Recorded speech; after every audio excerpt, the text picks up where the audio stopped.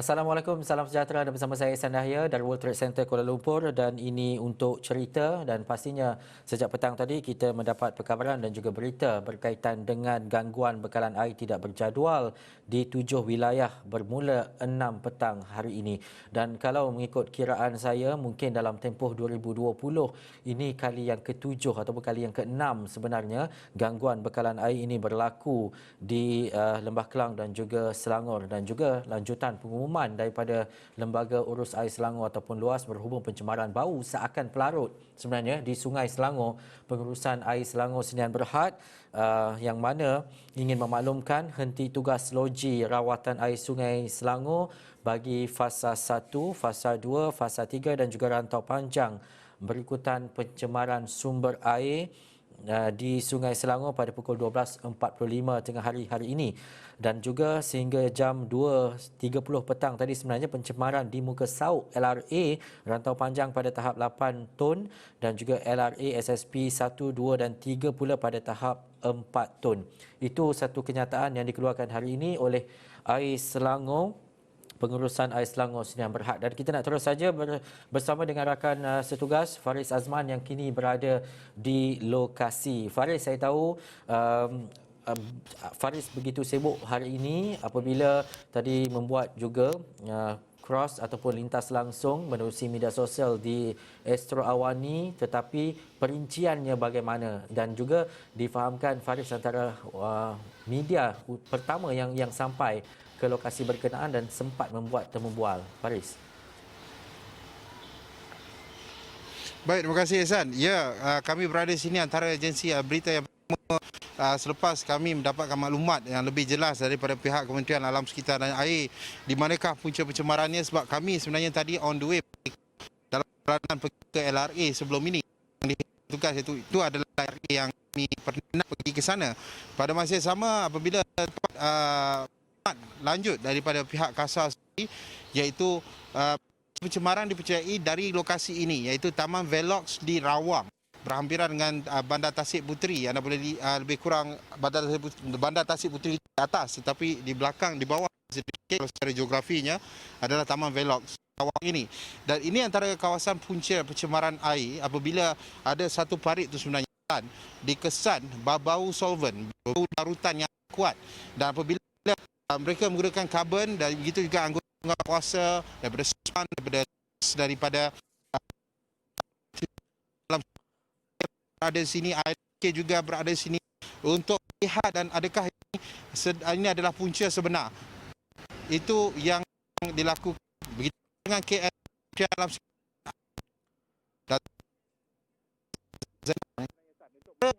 benar punca pencemaran sini, tetapi apabila pemantauan saya sepanjang kawasan parit itu sehinggalah ke loji Kumbahan Indah Water Consortium yang berada tidak jauh daripada parit itu turut mengalami pencemaran apabila air Kumbahan itu berwarna merah dan dipercayai terdapat larutan yang telah pun dibuang oleh pihak tertentu masuk daripada manhole IWK itu terus ke loji Kumbahan. Terdapat dua isu di sini, dua kes, iaitu satu pencemaran air parit yang terus ke Sungai Selangor.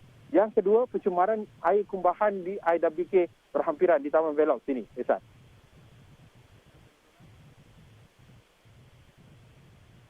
Faris sampai ke lokasi tadi dan kita nak tahu juga dengan siapa yang Faris dah temui, dengan siapa juga Faris telah temu bual dan bagaimana tindakan lanjut selepas ini untuk memastikan keadaan ini stabil dan juga berada dalam keadaan biasa.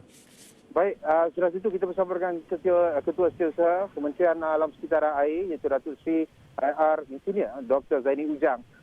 Kami menemui buah beliau mengenai apa yang berlaku, apa yang dilakukan kerana beliau mengatakan siasatan semua anggota atau agensi berkaitan masih lagi dijalankan ketika ini. Begitu juga dengan pemantauan udara untuk mengenal pasti di manakah lokasi pencemaran itu berlaku dan siasatan itu sedang dijalankan. Pada masa yang sama, saya mengikuti KSU KASA juga, Datuk Seri Dr. Zaini Ujang, iaitu kami pergi ke kawasan satu kawasan IKS ini. Anda boleh lihat di belakang ini antara kawasan IKS yang berhampiran dengan kawasan pencemaran itu, di mana pemantauan di setiap lorong di belakang kawasan IKS ini juga loji-loji Kumbahan, manhole loji Kumbahan itu dibuka untuk melihat sendiri adakah salah satu kawasan ini menjadi punca atau menjadi kawasan yang telah pun dicurah ataupun dibuang bahan-bahan pelarut sehingga mengalir ke parit dan ke Sungai Selangor.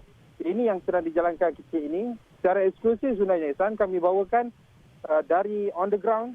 Inilah keadaannya, pihak berkuasa bertukar lumus sebenarnya untuk mengesan punca yang menyebabkan gangguan bekalan air kepada 1.1 juta pengguna bermula 6 petang ini. Ihsan. Faris, perkara-perkara lain pastinya ini adalah menjadi kerisauan masyarakat dan juga ia bukan kali pertama dan juga rungutan daripada pengguna khususnya di Lembah Kelang, Selangor dan juga kawasan terjejas pastinya mengundang 1000 pertanyaan, 1000 persoalan, kenapa isu-isu seperti ini terus berlaku, kenapa masih lagi ada pencemaran dan sebagainya. Mungkin selepas ini antara rentetan perkara dan juga langkah yang akan diambil oleh Faris adalah untuk mendekati dan juga kita nak tahu sejauh mana mungkin reaksi masyarakat khususnya dan selepas ini bagaimana bentuk liputan yang kita akan buat, yang Faris akan lakukan untuk mendapatkan mungkin cerita-cerita daripada masyarakat dan juga orang ramai di kawasan sekitar.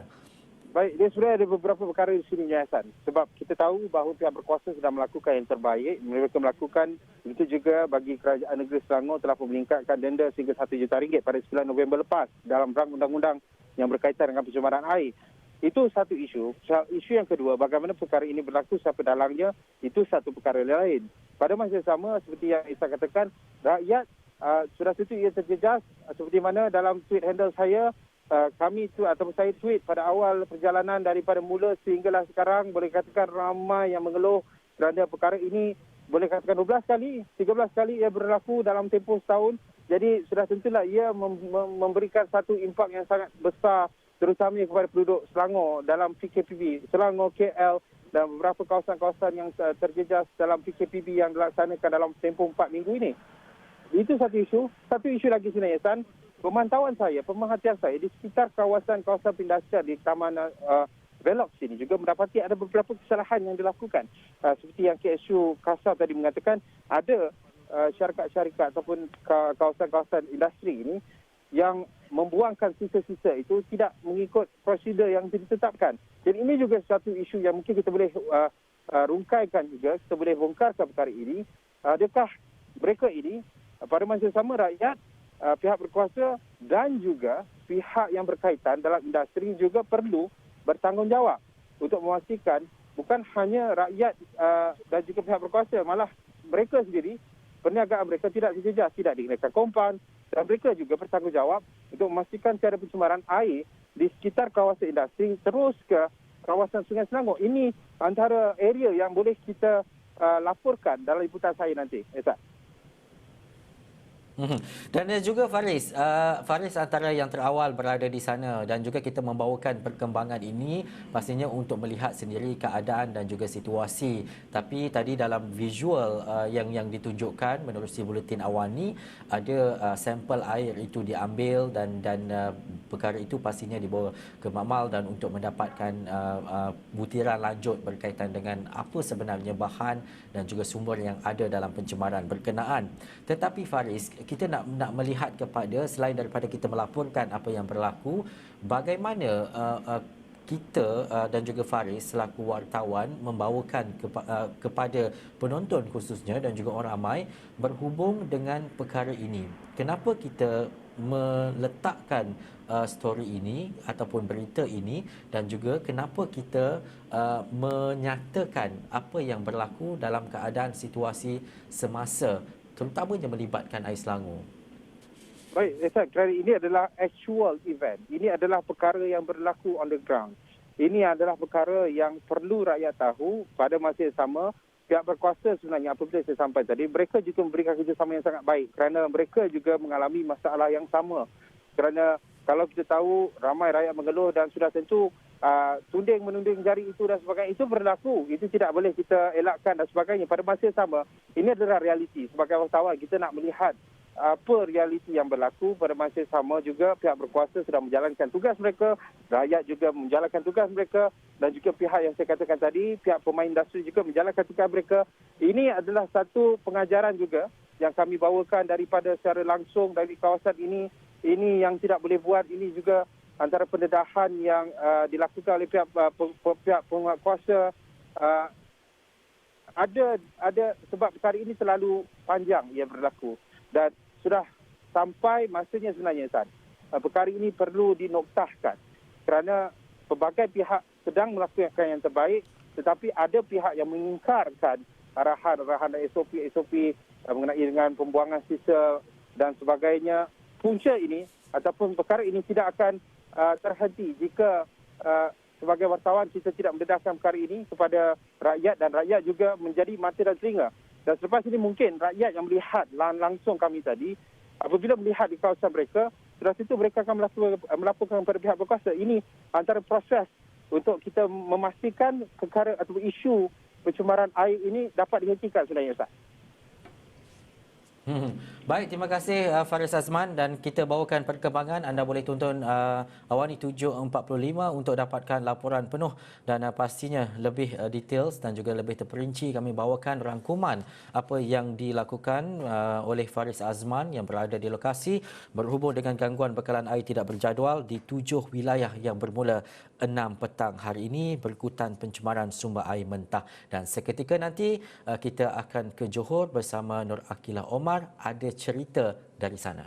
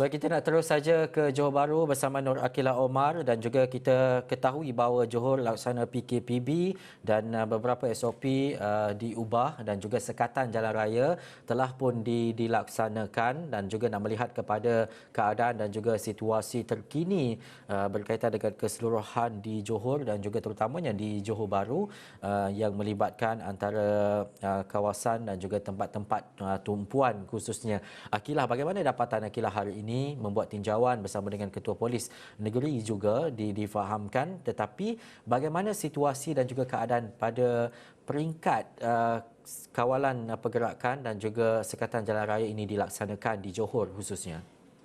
Okey, San, saya bersama juru kamera FA Ghazi pada 3 hari tadi sebenarnya sempat membuat tinjauan di sekitar bandaraya. Dan apabila saya sendiri melihat keadaan pergerakan kenderaan tu memang nampak kurang dan lengang sedikit. Sebab kita tahu bandaraya Johor Bahru adalah kawasan yang memang sibuk dengan kenderaan, jalan jam dan sebagainya. Tapi bila tadi saya nampak memang keadaan lengang dan ada kedai-kedai yang ditutup sebenarnya, Ihsan. Mungkin kerana ada beberapa faktor yang menghalang mereka untuk beroperasi dalam tempoh PKPB ini. Dan daripada apa yang saya lihat sendiri, terdapat bazar di Pabali iaitu Little India JB. Di situ memang ada terdapat beberapa peniaga. Tetapi kalau kita lihat situasi mereka memang tak ramai pengunjung yang datang. Mungkin sebab dengan keadaan sekarang ini tiada keperluan untuk keluar, kita sememangnya tidak dibenarkan keluar, Ihsan. Dan apa yang saya boleh kongsikan, yang saya boleh ceritakan dekat belakang saya ni antara salah satu taman rekreasi yang ditutup oleh MPJB, iaitu di bawah kawasan MPJB terdapat 6 taman rekreasi dan 408 taman permainan kanak-kanak.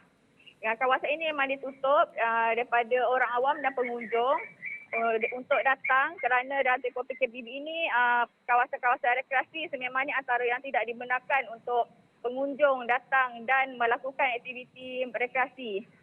Dan pada sebelah petang tadi sebenarnya Ihsan, saya bersama dengan jurukamera juga sempat membuat tinjauan bersama dengan Ketua Polis Johor Datuk Ayub Han Maidin Piche, yang mana dalam sidang media itu dia berkongsikan kepada kami warga media bahawa di Johor terdapat 49 sekatan jalan raya yang dijalankan di semua pintu masuk untuk masuk ke daerah-daerah dan juga negeri Johor sendiri, yang mana ia dikawal oleh lebih 590 anggota dan pegawai polis di seluruh Johor. Dan apa yang saya boleh kongsikan di sini sebenarnya Datuk Ayub ada cakap juga tadi bahawa terdapat 4,898 permohonan permit yang dimohon sejak semalam untuk mereka-mereka ini keluar merentas daerah dan negeri. Daripada jumlah itu 78 tidak diluluskan.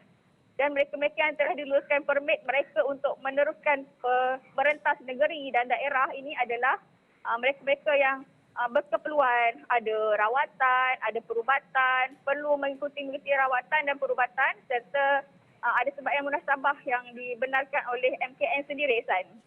Dan juga Akilah, kita tahu PKPB ini dilaksanakan di beberapa negeri yang tidak termasuk contohnya seperti di Perlis, Pahang dan juga Kelantan. Tetapi di Johor pastinya laluan masuknya adalah daripada Singapura, daripada negeri-negeri lain termasuk Melaka dan sebagainya. Tetapi bagaimana dengan ada pematuhan-pematuhan SOP tadi seperti yang Akilah sebut, lebih daripada 4,000 memohon permit untuk keluar daripada daerah ataupun negeri, khususnya bagi mereka yang bekerja di luar daerah dan juga di luar kawasan.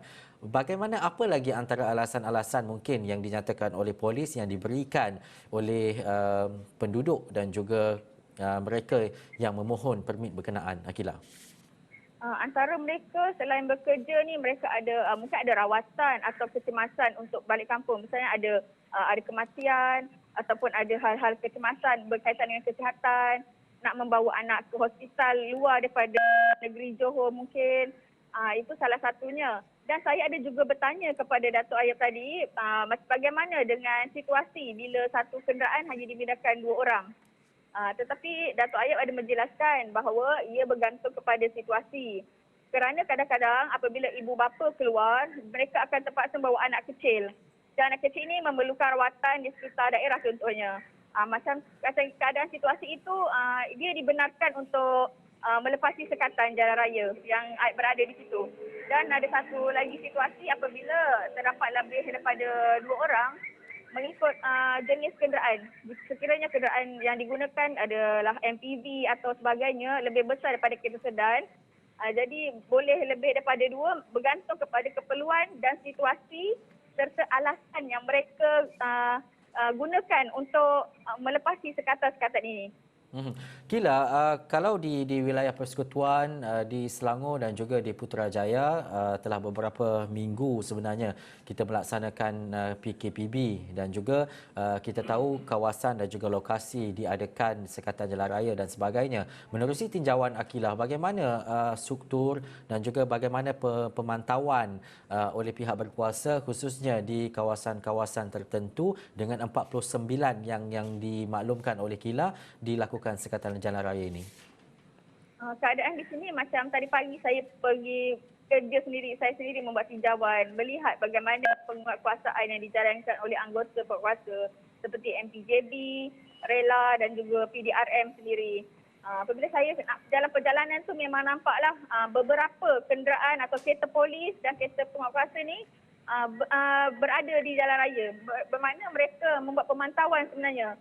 Sebab ada kadang-kadang kedai makan atau ada yang premis yang tidak mengikuti SOP. Mungkin jumlahnya agak kecil tetapi mereka perlu membuat pemantauan. Dan apa yang saya lihat memang ada penguatkuasa yang pergi ke kedai makan, premis yang beroperasi untuk melihat sendiri bagaimanakah pelaksanaan SOP PKPB ini dijalankan di premis-premis tersebut. Dan saya juga, Ehsan, sebenarnya tadi sempat membuat story untuk SJR ini di kedai makan. Jadi saya lihat kat situ sendiri nampak satu meja hanya dibenarkan 2 orang, ada pergi buku, benda-benda yang SOP tu yang dibenarkan oleh KKM tu memang ada dijalankan atau dibuat di kedai-kedai makan di sekitar Johor Bahru ini, San. Ya, dan juga secara ringkas mungkin dalam 30 saat Akilah, bagaimana dengan SOP kedai-kedai makan, kedai serba aneka dan sebagainya, adakah ditutup pada pukul 10 malam yang seperti yang Akilah dapat saksikan? Ya, benar.